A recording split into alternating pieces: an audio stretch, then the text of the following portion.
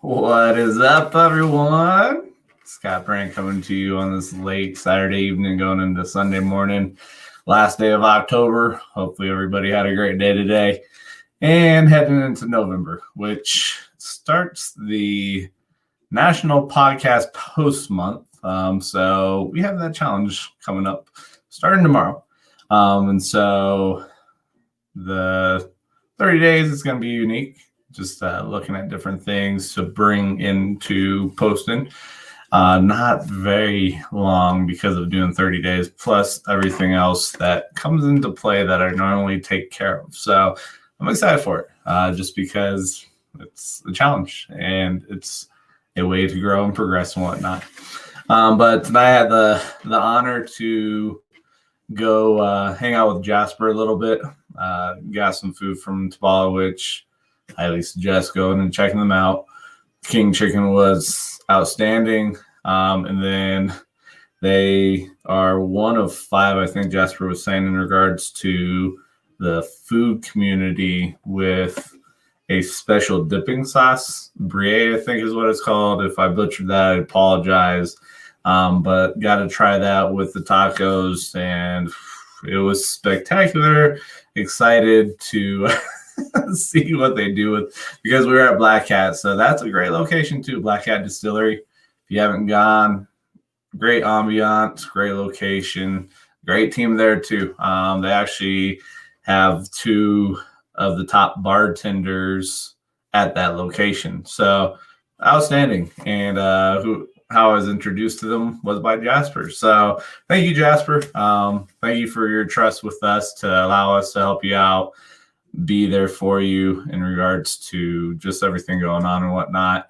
But it was unique too to sit there and watch Jasper in her element, working with the bar back, and I don't remember her name, but they were sitting there talking, and they're looking at different ways in regards with the potential pipeline thing coming down with the more restrictive movements with COVID and all that. So it was a powerful thing to watch Jasper do that and just hear her passion as she was speaking and working with Black Cat to figure out how they can work in tandem to help each other out. So it was very powerful. And that right there spoke volumes and gave another reason on why we're working together, with her being a sponsor with 2 Native Sons.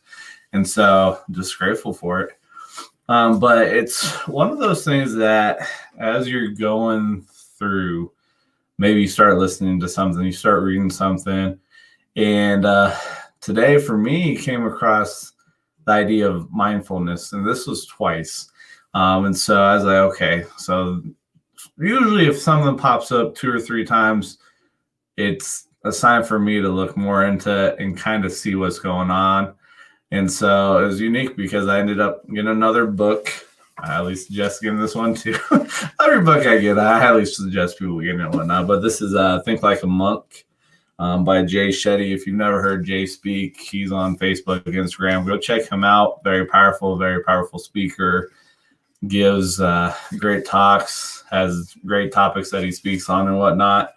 But one of the things in the book was the fact that there was an individual that was speaking, and he was talking about selfless sacrifice, but he said,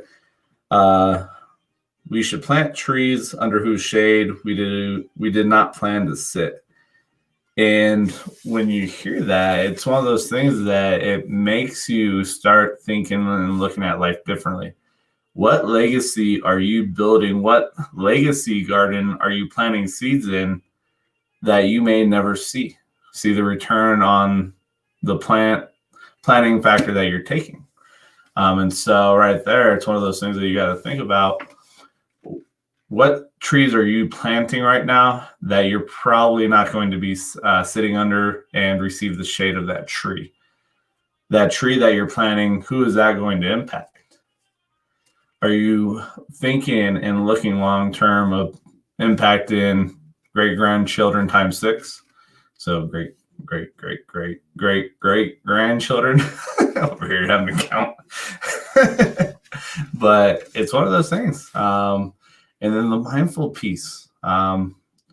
Because Jay was talking about when he studied with monks for 3 years, what they do is the deep dive, and they focus on the root cause. They don't focus on the different branches and the different leaves of the tree. They do a deep dive and they focus on that root cause. And I think a lot of us have the trouble of going that route. I know for me, one of the things that with my divorce, I looked and had to realize that I was the root cause for a lot of shit that took place.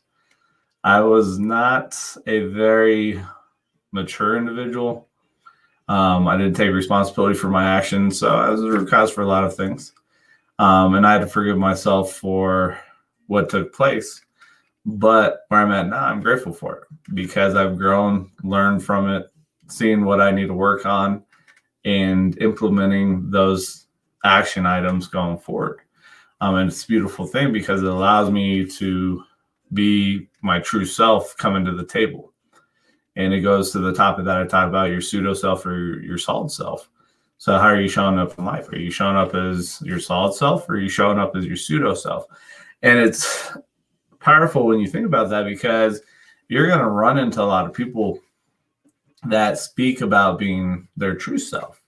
But they truly aren't showing up as their true self. They're just doing it to be seen in a positive light. Honestly, when you think about it, nobody wants to come forward and say, no, I'm not being true to myself. I'm being fake. Nobody wants to say that because that makes people question, and then you feel funny because you know you're not being true to yourself. I don't know. It's just one of those powerful things when you think about it. So you got to ask yourself, you got to look, and are you showing up as your true self, or are you showing up as a false idea? Are you showing up with a false identity, trying to fool people? And the thing with social media, you have the opportunity to really present a fake self and not show your true self because people want to be seen in a different light. Yeah, it sucks to show your true self because that means you're being vulnerable, transparent. It's scary because you may have somebody that's really going to judge you. And people don't want that to happen, which that's why a lot of people are going to play this fake game of being fake because they don't want to be judged. And this is a unique thing too. I was talking about this and I brought this up before. And it's the fact of people pleasers. Somebody brought up the fact that with people pleasers, they are very controlling. And I was like, are we sure about that? And I had to sit there and think about it. And I was like, okay. After I thought about it, I was like, that's actually true. People pleasers are very controlling people. They try to control the situation. They try to control the outlook because a lot of times as a people pleaser, you don't like confrontation. So you're trying to fight it and you're trying to control the situation to not have to have that conflict. And guess what? You go into the fact that that's not your true self and you're being fake because you're trying to control everything. And that's the that when I look at it, I'm like, you gotta be true to yourself. And this comes up to the fact that you either love me or you hate me. And I tell people, I'm like, I already know that I'm not everybody's cup of tea, which is okay. I'm plenty fine with that. And I'm at the point where you either love me or hate me. There's no in between. I want people to let me know where they're at. If you hate me, cool. If you love me, cool. I'm still moving forward. Keep moving forward to the goals and dreams that I have. And so, man, it's just one of those interesting things because it goes to the whole fact of the seeds that are being planted, the trees that are being planted that I may never see. And what impact is that going to have on people for things that I don't even know what outcome is going to come? I'm not going to be able to experience the shade that is produced by those trees, which is okay. It's the big vision of working and understanding the impact that you could have on somebody's family where their great grandchildren are impacted by your actions. And it's a powerful thing when you start thinking about that. And then there was another thing in here within the book that I was like very, very unique and whatnot. And so Jay was talking about actually his first day at the school that he was doing training for becoming a monk. And he noticed, I think, let me see, this child monk that was no more than 10 years old, teaching a group of 5 years old. And he was asking what the 10-year-old was teaching. And he was talking about they were learning how to breathe. And then they got into the conversation of that. And this is part of the mindfulness piece, is the meditation piece, being mindful of your breath. And when you have these thoughts that come into your mind, you've got to let those thoughts go and focus on the breath. And so it's the cause, the root cause and whatnot. And so he had asked why they're focusing on breathing. And the young boy had said, because the only thing that stays with you from the moment you're born until the moment you die is your breath. All your friends, your family, the country you live in, all of that can change. The one thing that stays with you is your breath. And when I saw that, I was like, ooh, man, it's like I tell people, what can you control? What can you control? That's what we've got to focus on, is what can you control? You can't control the outcome a little bit, but you can only control your process. The end results, whatever happens, but you control the process. And so you'll have people that get anxiety, stressed out because they're trying to control everything. And I tell people, I'm like, the only thing you can control is your bubble here. So you go wingspan here and whatnot, and that's all you can control is you. But everybody's trying to control everything else. And you older people have these anxiety situation, which we're dealing with a lot today. But it's anxiety is coming up because you have times where people are trying to control more than what they can control, or they're focused on stuff that they have no control over, but they are trying to find a way to maintain control. And that can be scary for people, is the lack of control. Because if you can control stuff, it's a little bit easier for you. But a lot of people are worried and stressed about stuff that they can't control, which is crazy when I look at it, crazy when I think about it. But that's just my opinion. That's how I look at things and whatnot. So just something quick and whatnot. But here soon starts the 30-day challenge, as I talked about. Give a shout out to Jasper and Tabala, what they're doing. Thanks for joining with us as a sponsor. Thank you for trusting us.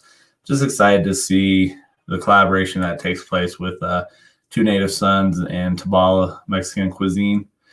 And just the things that are coming down the pipeline. Excited for that. Looking forward to that to really, really make a huge impact. And like I've talked about, people, the goal is to impact 1 billion people. Being a $1 billion enterprise, doing it, big thing. So just blessed, thankful for Patrick and just partnering up and whatnot. But as I always tell you, if you have anything, you have questions, you have something on your mind and your spirit, your soul, and you don't know who to talk to, you feel like you're on your own island, reach out to me. Reach out to Patrick. Reach out to individuals that you've seen comment on videos before.